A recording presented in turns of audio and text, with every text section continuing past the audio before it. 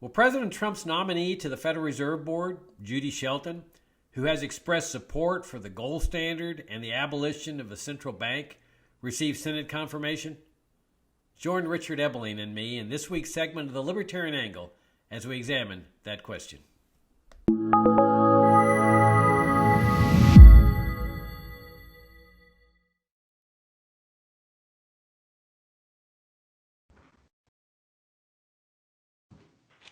Hi, I'm Jacob Hornberger, president of the Future of Freedom Foundation, and this is this week's issue of the Libertarian Angle, a show that brings you the principled, uncompromising case for the libertarian philosophy.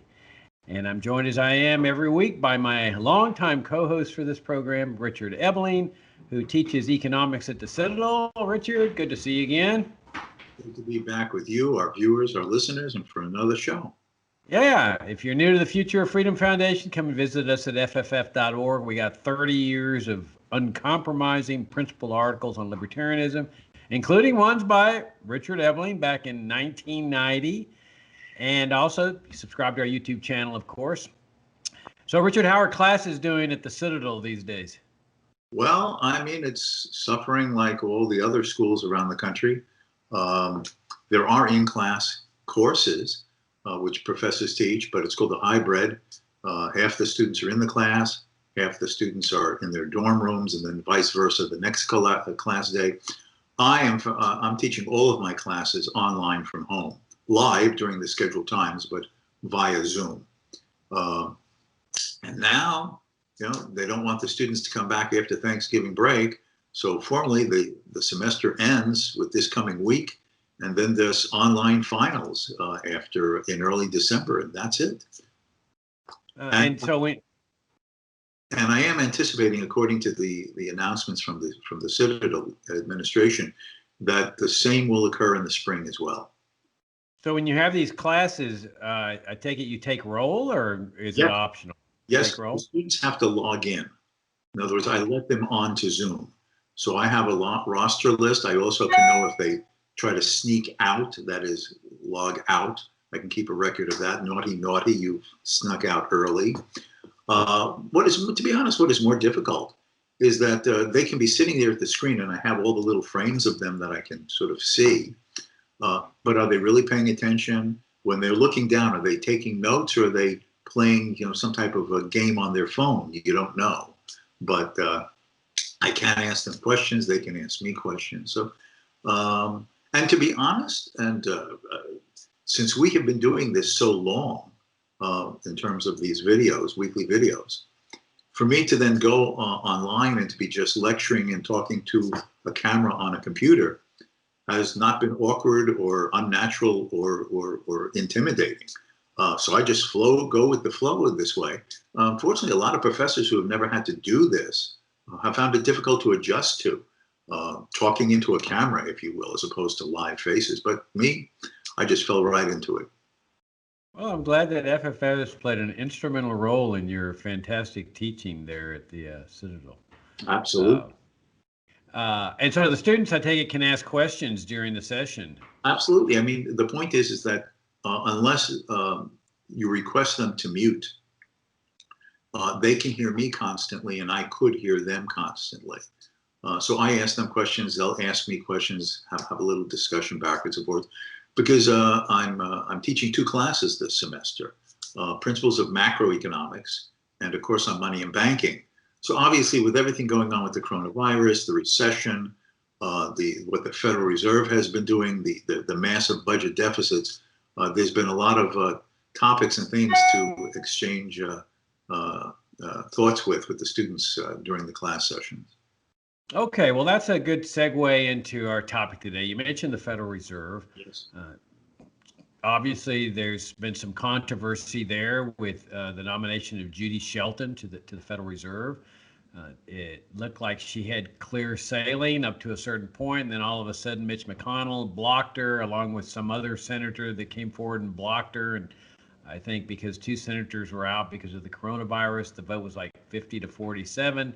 And so it's not real clear whether she's going to make it. So I thought, well, okay, this gives us an opportunity to discuss what is it that the Democrats and and Shelton's opponents object to in her. I mean, joining the Federal Reserve is not it's a powerful agency, but one of many commissioners there. It's not like she's going to be able to do a lot.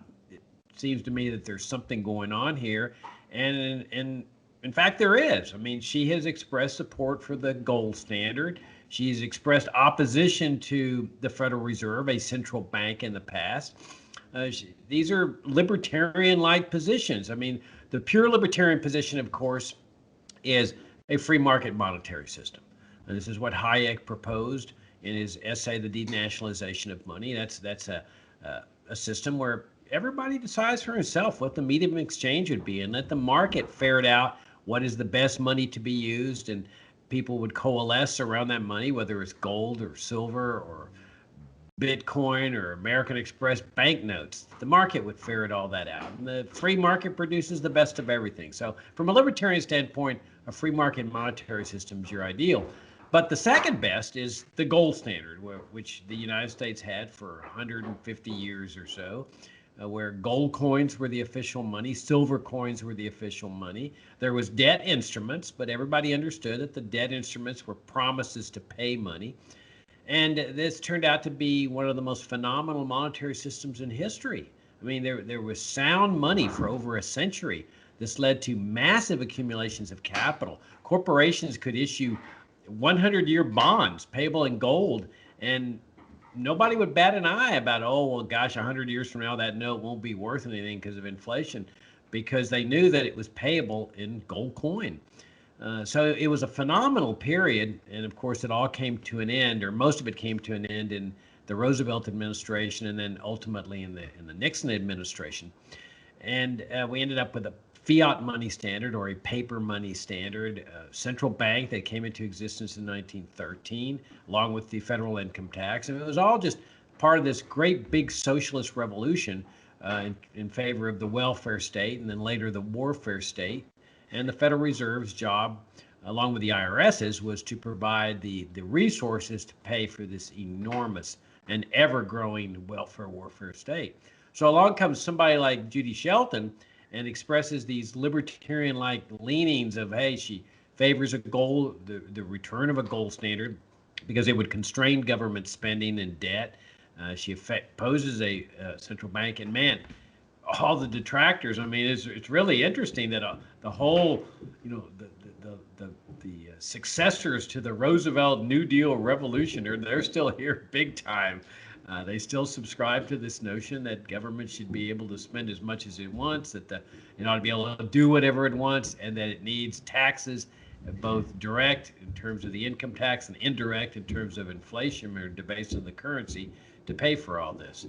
So it's kind of interesting that at least the debate has risen to that level, and obviously people have to discuss it, and that gives us an opportunity to bring up our perspective on this, with the gold standard being the second best, but the free market monetary system being the ideal.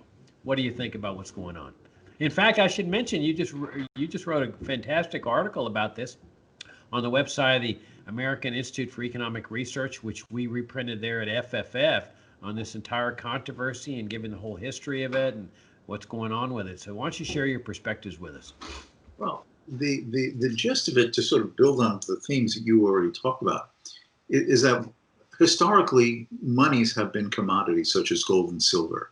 I mean, if you look over the hundreds, the thousands of years, other things been used as gold, bronze, copper, yes. But if you look over societies, cultures, civilizations, taking the big sweep of human history, what you find is that the most commonly used medium of exchange that people chose, durability, relatively high and wide demand, ease of transportability, easily divided to facilitate the terms of trade, have been commodities like gold and silver. Now, in the ancient world, kings and princes wanting to siphon off more of the wealth of their subjects would say that, these coins are unreliable. How do you know how much gold is? We're going to have a royal mint, and your coins will be called in. The royal minter will melt them down. They'll be recoined, embossed with my face on it. And if you can't trust the king or the prince's face, you trust. and now you have a certain coin. And of course, kings and princes in those times would do is they would tell their minter, don't put in a full ounce of gold, for example. Put like 9/10 of it, and keep the 1/10 for me, and make me new coins out of the little pieces you save, but stamp it as if it's 1 ounce of gold.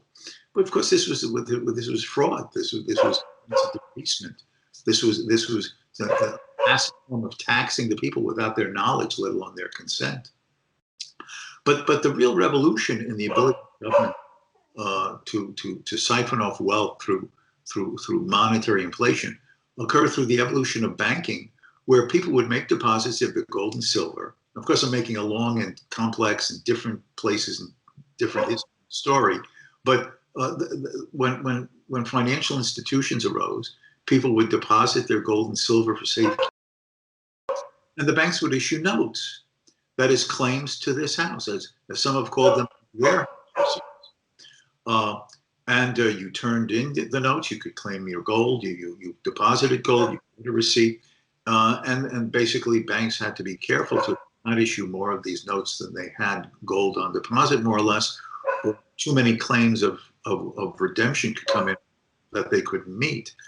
So, but then government saw the ability in the modern times of these to basically either officially or tacitly place these banks in their control, and give one bank a privilege to issue notes, and then have this bank just issue all the notes that the government needed. Now, the most famous case in for me, modern times is several centuries, but modern times is during the British War against Napoleon. The British needed money to fight Napoleon, and the tax limits were afraid of being exceeded. So they went to the Bank of England, got the Bank of England to extend them loans in the term of these notes, but just printing up notes with no additional backing of gold. And then these notes come back to the bank for redemption, and the bank gets concerned that they're going to face insolvency.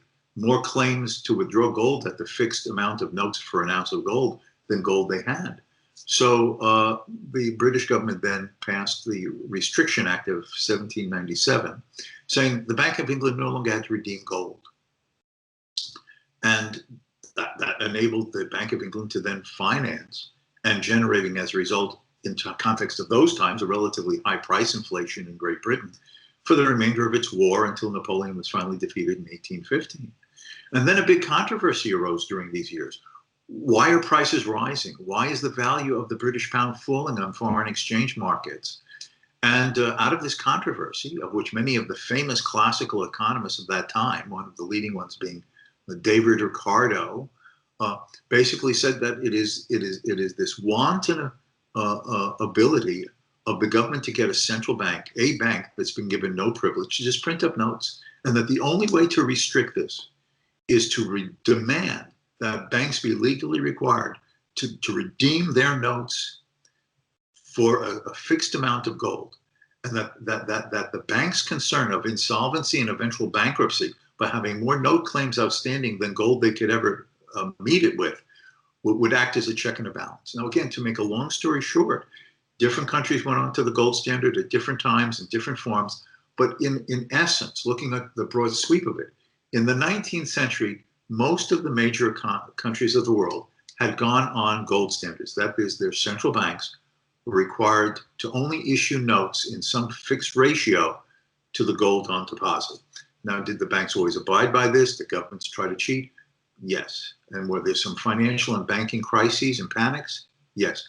But again, looking at the century from 1815, the defeat of Napoleon, to 1914, the beginning of the First World War, it was a period of general monetary stability, monetary predictability, because only new gold deposits were influencing the amount of money circulating in the economy, and therefore prices in countries and around the world. And that became the rule. Now, the same thing happened in World War I. Governments went off the gold standard so they could just print money. But after the First World War, there were no attempts to return to the type of gold standard they had before 1914. It was fudging, differing, more flexibility. And why? Because a new philosophy of government had come in, Jacob. And what was that new philosophy of government? Again, as a broad sweep, right, a generalization on the canvas of history. Before 1914, it was generally taken for granted that governments were to be non-intrusive and limited, where the principles were individual freedom, respected private property, impartial rule of law, and limited government, which means you don't need to tax very much because government's not doing very much, and you don't have to be searching for ways to get more money because there are few things for the government to have to do in general. That philosophy changed after the First World War and accelerated with the coming of the Great Depression. Government has to be activist. Government has to manage employment, control the level of output, manipulate prices to assure goals that the government set, reaching its high point in terms of new ideas with Keynesian economics in the 1930s. Do away with gold. It's a barbarous relic, a phrase that Keynes used in the 1920s. Allow total discretion to a central bank in line with other government agencies to determine how much money should be produced, what interest rates should be in terms of manipulation, how should investment and employments be directed and determined by government control and oversight and management, and in some cases, direct planning. Now, this new philosophy of basically laissez-faire government, you notice I'm using that phrase, anything goes, the government can do anything it wants, has resulted in the consensus among economists, particularly in the post-World War II period. There should be no restraints on a central bank. It must do what's right, guided by Keynesian or Keynesian-like ideas to maintain full employment, to influence investment, to assure stability here and changes there, and to call for return to the gold standard is a call to return to an anachronistic age when government was expected to unwisely and stupidly do nothing. Now, here comes someone like Judy Shelton, who beginning in the 1980s makes the case that money should be anchored in a real commodity. It should be a real commodity, and note issues should be limited to it. And that why should there be even a central bank? Maybe we don't need a central bank. She didn't in all of her writings go as far as a full free competitive banking system, but she was hinting that maybe this is an institutional arrangement that should be part of the debate. This is like the worst heresy. So once her nomination was made by Trump and it started moving forward and with planned hearings by the Senate subcommittee, all of the voices emerged. No, she's dangerous. She's out of date. She's a threat to reasonable and rational and thoughtful government, planning, direction, oversight by the paternalistic monetary central planners, reaching a high point in August of this year when over 100 economists, many of them Nobel Prizes, came out condemning her. She is the worst imaginable person. What has she said? She has defended the gold standard. She's questioned federal deposit insurance. And she's even thought that maybe we don't need a central bank. This is like the devil, the devil. She must not be allowed to sit on the board, even though she would be only one of 7 on the board of governors and a junior one. Okay? It would be like one person entering an enclosed room with the coronavirus. Oh, before you know it's been spread to all, and she's going to fill their minds with these dangerous gold standard ideas, and it will be the end of what? Government management of the economy. Oh no, not that. So basically, this is now, and pressure has been put on senators by outside interests. I have to say, the one thing she's not been accused of yet is that, oh, she's for the gold standard, therefore she must be racist. Now, they haven't said that yet. Well, I shouldn't have said it. Maybe that's the next thing they'll accuse her of. But I mean, that's basically the only sin that they haven't accused her of yet. They haven't connected the gold standard with racism, but don't hold your breath. Yeah, or hating the poor. Exactly.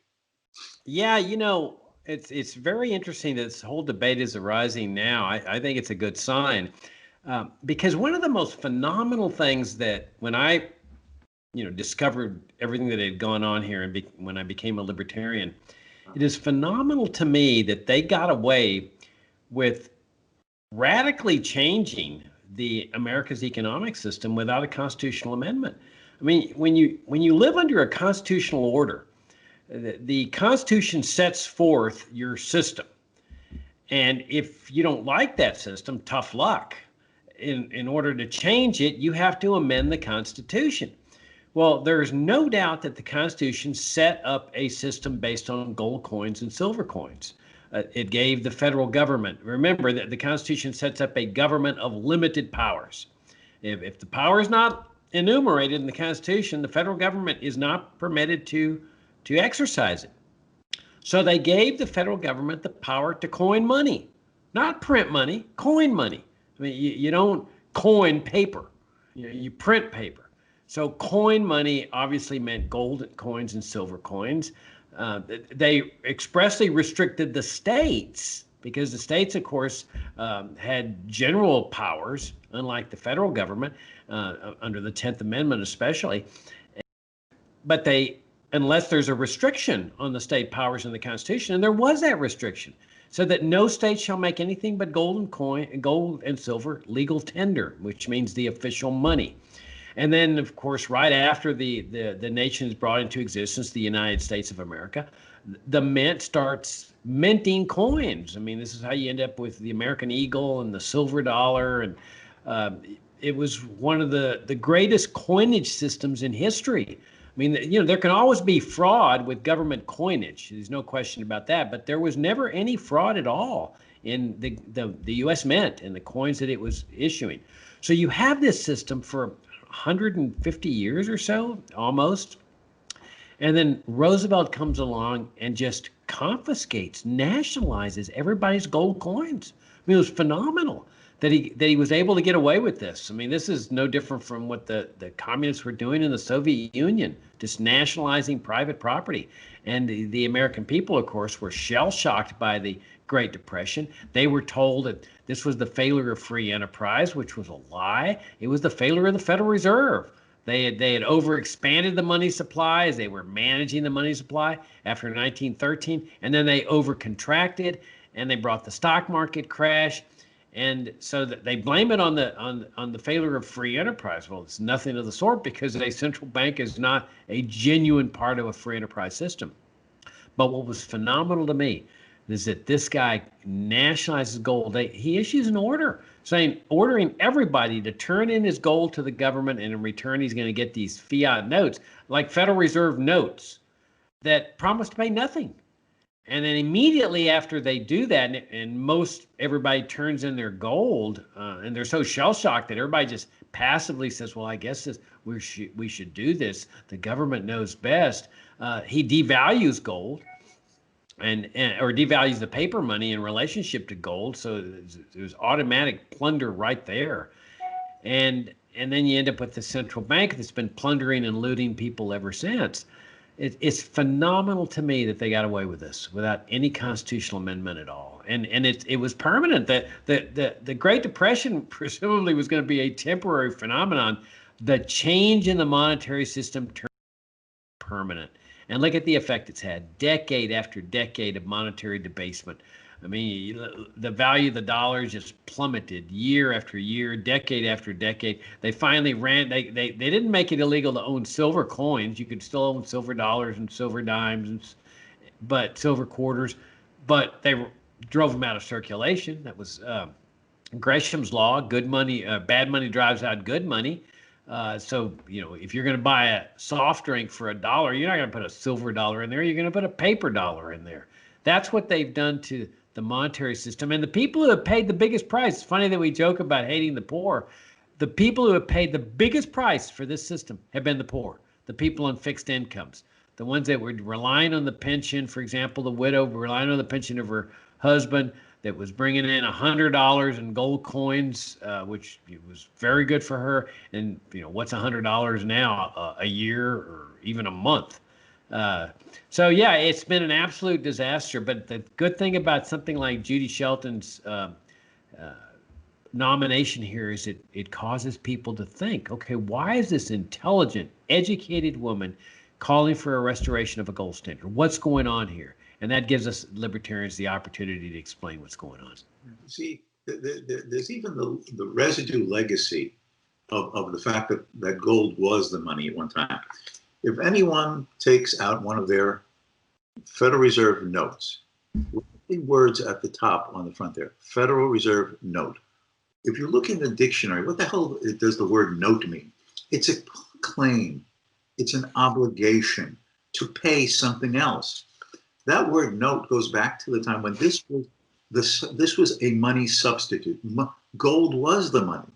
This was merely a convenient claim to the gold to save yourself the trouble of carrying it around in bulk, worrying about someone stealing it from you. It's sitting in a guarded vault in a bank for your security. Now, all that happens is that if I take this to a bank, any bank, and I say, well, the word note means it's a claim to something.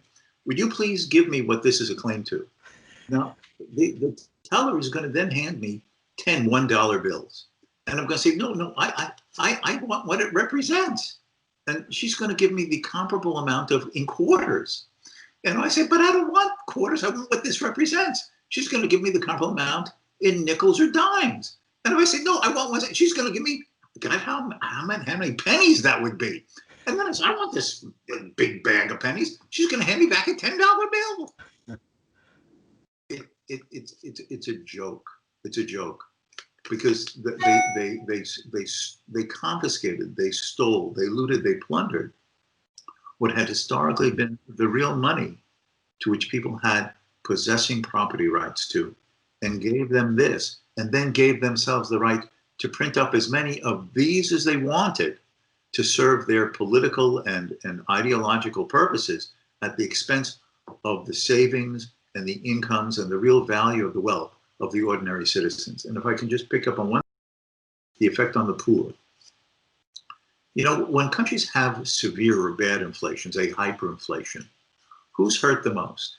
Let's be frank, those who are financially far better well off. They have places they have the means to buy, you know, jewelry and art and statues that will hopefully maintain their value, gems. They have the greater ease to maybe move that real wealth into financial institutions in other countries.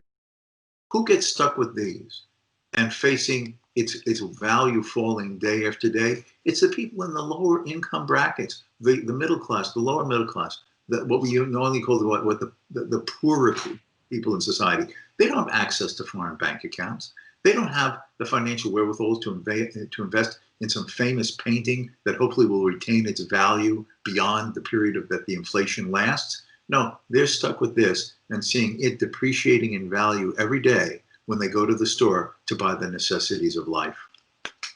Yeah, and you can see this in places like Venezuela, where they end up just printing the money to pay for all their welfare programs, and it's the poor that are paying the biggest price.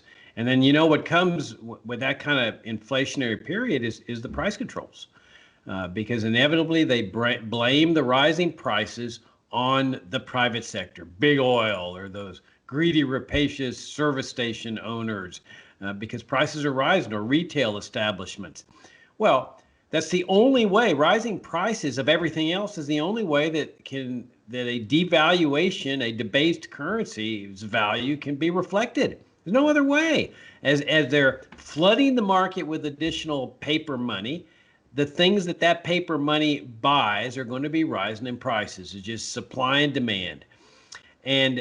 But the ordinary person doesn't realize that it's the government doing this. So they start blaming big oil and the service station owners and the retail people. And that's where the price controls come in. And that's what happened in the 70s when they imposed price controls on gasoline. And everybody's ecstatic. Oh, the government's doing something.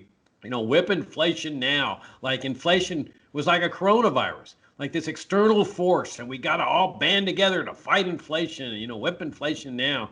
And the price controls make people feel good. But then the shortages come, because when you put a limit on the price of something, people don't produce it.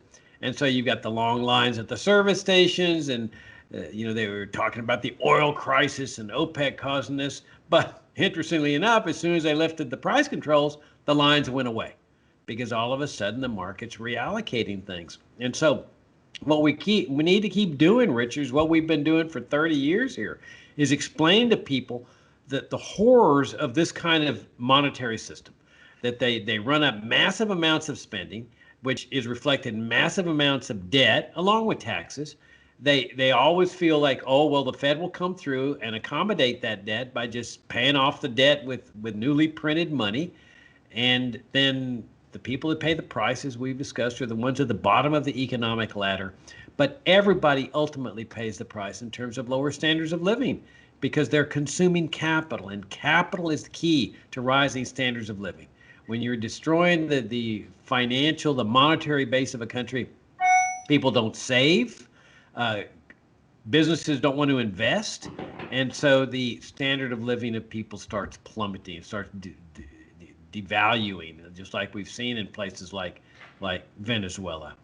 And so what's the solution to this? The solution is to just keep raising people's vision, not to, examining the Fed, or, there's people who say they want to audit the Fed. That's fine. They're engaged in crooked stuff. But the ultimate aim has to be to get rid of the central bank, restore America's founding principles of a sound money system. The second best system is that gold coin standard, the silver coin standard, to a certain extent, copper, nickel. But the ideal is just repeal all legal tender laws. The government has no more business in monetary field than it does in religious fields or educational fields. Separate money in the state and let the market triumph. And then all of a sudden, now you're looking at a society of prosperity, stability, peace, and harmony with the people of the world. Yeah, I'll just add to that I will not be surprised if Judy Shelton's nomination finally does fail, because she's too much of a voice countering, directionally wise, all of the statist and interventionist and monetary central planning trends that have been going on in this country for a very long time. However, I would say is that if by some circumstance she were to squeak through and get onto the Fed board, and she would serve for a 14-year term, and even if she modifies her views because of political pressures on her, to the extent that she remains true to any of these ideas, and mentions, well, maybe we need to have a check and think about the gold standard. Should the Federal Reserve really be having these powers and controls? That's the raising even those questions would put it into the public arena of debate in which the proponents of these central planning ideas could not ignore, to the extent that she even hinted them publicly through her term. So I'm not expecting her to get on the board. If she does, to the extent that she remains true to them, it will be a voice that others will be forced to at least confront and deal with and answer. Yeah, that'd be fantastic, which is precisely why they don't want her there. It's like you indicated earlier, they are absolutely shaking in their boots over the possibility that they might even have to discuss what she's being discussed, or what she is discussing. So, okay, on that note, we'll wrap things up. And thanks for tuning in. And again, come and visit us at fff.org. Subscribe to this YouTube channel. And this is end of year fundraising time. We greatly appreciate your support. You guys have kept us going for 30 years now. And we need your support for the coming year as we battle for liberty even harder than ever before. Richard, as always, I enjoyed the visit. Look forward to talking to you next week. Until next time, and thanks to all our viewers and listeners.